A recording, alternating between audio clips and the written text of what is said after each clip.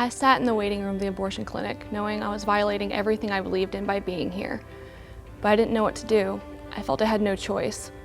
The baby's father was my high school teacher.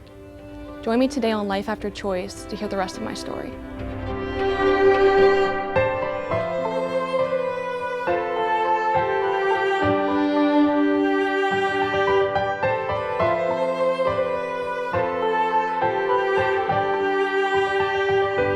My name is Grace. Welcome to Life After Choice.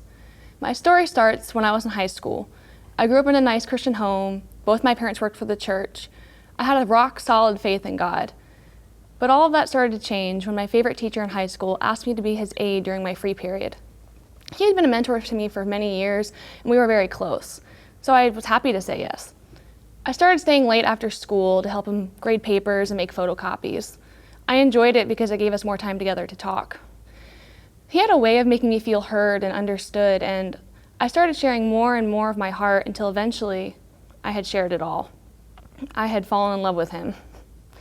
Now, having a crush on your teacher is similar to having a crush on a celebrity. You idolize them, you look up to them, you know they're out of your league, and you definitely don't think anything will come of it. So when he confessed he had feelings for me, I couldn't have been more shocked and excited if Brad Pitt himself had confessed his undying love. After that, we began dating in secret. He took me for rides and fancy dates on his Mercedes-Benz and whisked me away on his motorcycle. He made me feel as if I were a princess, and I thought he was my Prince Charming. He quickly became more to me than just my teacher. He had become my everything. Many times over the years, I had discussed with him my decision to wait till marriage to have sex, and he always told me that he was proud of me, because not many girls my age cared about that sort of thing. But Mr. Everything was 33 and I was 18, and he was much more experienced in the romance department than I was. I hadn't even had a boyfriend before. And so when it came to sex, I figured it was more of a matter of when it would happen than a matter of if. It didn't take long for me to realize that we weren't equals, he and I. I was used to having to raise my hand and ask permission to go to the bathroom. So now that we were technically in a relationship, was I still supposed to call him Mr., or could I call him by his first name? I became acutely aware of my inferiority to him, and my greatest fear was that one day he'd wake up and realize it too. His love for me made me feel as if I were a woman. I couldn't bear for him to think of me as a little girl. And then it happened, a day I'll never forget. January 7, 2011, the day everything changed. My parents were out of town, and so Mr. Everything came over to my house to stay the night. I was wearing my purity ring, but that didn't stop me from losing my virginity in my Little Mermaid bunk beds. Now, I know most people who hear this story are likely to want to put 100% of the blame on my teacher, but I knew what I was doing. I wasn't afraid that if I said no, that he would fail me, and he never forced me to do anything. This isn't, to excuse his part in it, but I was also responsible.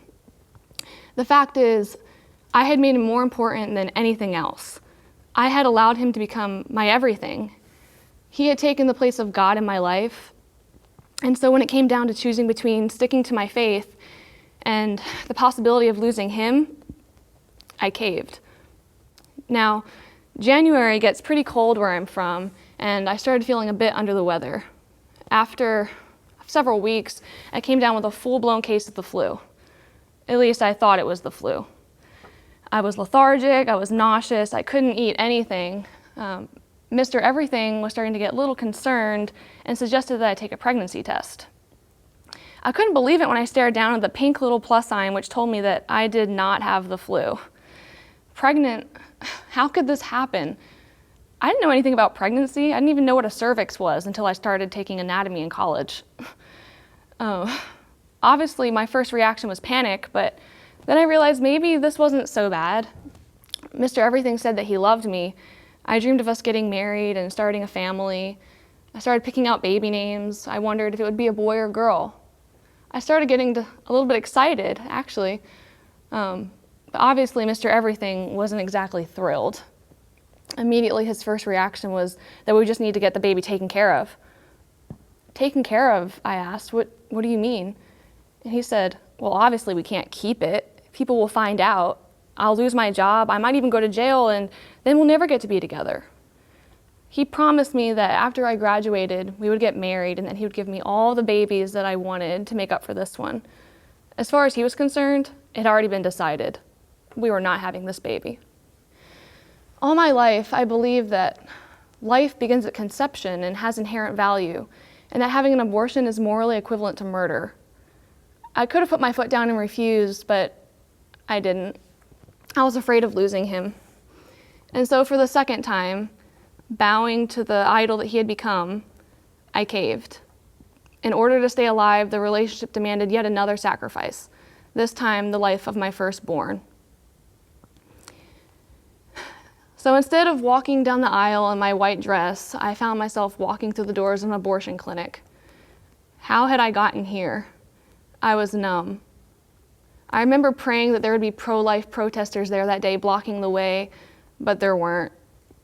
I sat down with the doctors. He explained the procedure, but he didn't answer any of my questions.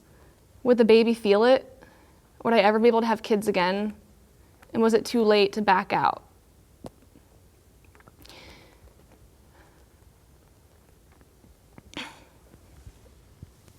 Next came the news that the anesthesiologist wasn't there that day, and so they wouldn't be able to put me under.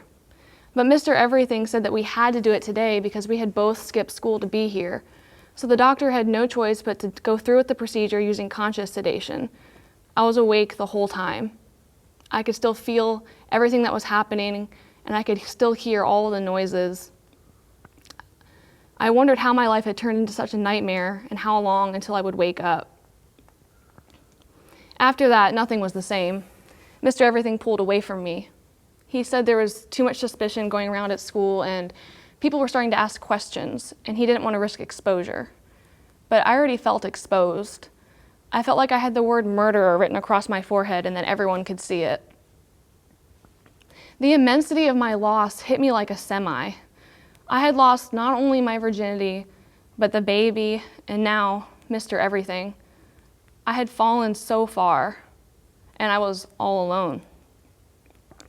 Now graduation came and went, and it was time to start college. I started school at a public university, and I saw how other kids on campus would go to parties, get drunk, hook up, and they were having a great time. They didn't seem to be suffering from guilt the way that I was. It wasn't fair. How come they could do whatever they wanted and not feel bad about it, and I had to suffer like this? I started to think that maybe if I wasn't a Christian anymore, then I wouldn't have to carry around this weight of guilt and shame. I already felt that God had turned his back on me. How could he look at me and what I have done and not be disappointed? I couldn't help but think of those verses in the Bible that say that God hates those whose hands shed innocent blood, and that it was better for someone to tie a millstone around their neck and throw themselves into the sea than to cause one of these little ones to stumble. And I knew that those verses were talking about me.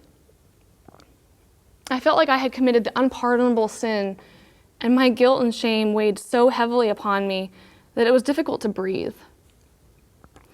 Now, what I couldn't see was how God was working behind the scenes, setting up a chain of events in order to rescue me. Right about the time I was about to walk away from God altogether, I got the opportunity to transfer from the public university I was currently attending to Southern Adventist University. Southern decided to host a Purity Emphasis Week, and I knew that I would not be attending. The last thing I needed was to be preached at and reminded how your virginity is a special gift you can only give once to your husband. A lot of good that did me then. But I felt something compelling me to go anyways, and so without knowing why, I went. A lady by the name of Sue Moore from Forgiven Much Ministries was the speaker for the evening. She didn't go up there and talk about how we all need to do a better job of being like the Proverbs 31 woman. Instead, she said that we as a church need to start getting comfortable with uncomfortable topics, and she simply told her story. Her story was raw, messy, and unedited. It was exactly what I needed to hear. Her vulnerability and authenticity stunned me. How was she able to go up in front of all these people and share the story of her shame while emanating such an aura of peace? After the service, I found myself walking up to the front where Sue was, and I collapsed into her arms, a complete stranger, and told her my whole story. And she listened. She connected me with a special group on campus that focused on sexual healing. The group leader's name was Brandy Kierstein, and she became a spiritual guide and mentor to me. Brandy went online and found out about this special women's retreat that was for women who've experienced an abortion and were looking for healing. And God knew how much I needed him to intervene on my behalf. He was chasing after me hard, but I just didn't know it yet. Randomly one day, the coordinators of the retreat called me up and told me they had found an anonymous donor who would sponsor me to go to the retreat free of charge, all expenses paid. And so I went. When I got there, I joined a handful of other women of all ages and backgrounds, but we were all there for the same reason. Immediately upon arrival, they gave each of us a rock about this big and said that for the duration of the retreat, we were to take this with us wherever we went, whether it be to the bathroom, to meals, to the shower, or even to sleep. We were to take it with us always to represent the burden of shame that we had been carrying. And for the first time, my burden became real to me. It was a tangible experience of how incapacitating it was to have to carry this around with me all the time. And during that retreat, I opened up the Bible for the first time in a long time, and I came across the story of Abraham when God asked him to give up his son Isaac. I can't imagine how hard that must have been for Abraham. I know what the pain of losing a child is like, especially at your own hand. But Abraham obeyed. He took his son and built an altar, and on that altar, Abraham was willing and ready to let his son go. But God did not abandon him to his pain. He provided a way out. You know, I've heard this story many times, but in this moment, I knew that God was talking to me. God could see how the pain of losing my child had been destroying me, and he was ready to take that pain away. God was asking me to surrender my child to him so that he could provide my way out. Jeremiah 31 verses 3 and 4 says, God appeared to them from afar, saying, I have loved you with an everlasting love. I have drawn you with unfailing kindness. I will build you up again, and you, virgin Israel, will be rebuilt. Again, you will take up your timbrels and go out and dance among the joyful. The Bible says that God appeared to them from afar, meaning that they weren't close to God, but he was reaching out to them anyways. God here was addressing the nation of Israel, and they were supposed to be God's chosen people, but they had spat in his face, they had cheated on him with other gods, they had prostituted themselves. But what did God call them? He called them virgins. God doesn't stop there. He promises to rebuild them because he loved them too much to leave them in their broken state. And this verse is not just for the Israelites. This verse is for me. This is what God thinks about me. When God sees me, he does not see me as broken, used, and disposable. He sees me as virgin grace. And he promises to rebuild me so that I too may rejoin the joyful. I felt God's healing arms wrap around me, and I knew that I was ready for him to heal me. So I took my rock, which had been symbolizing my pain and shame, and I used it to build an altar of my own, to represent God's promise that he was able to provide my way out.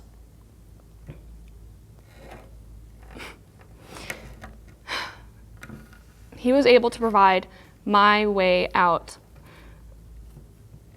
For the first time, I was able to lay down my burden and breathe freely, knowing that there is such a thing as life after choice. That doesn't mean that my choices don't have consequences. I will regret the choices that I made for the rest of my life until the day I die. I will never know what my child would have been like. I will never get to watch him grow up, and I will never get the chance to kiss him goodnight. But because of Jesus and what he's done, I do not have to suffer for that choice until the day I die. My guilt and shame laid so heavily upon me, and I felt as if I had died, but I was given another chance at new life. So this is me. This is Grace Reborn.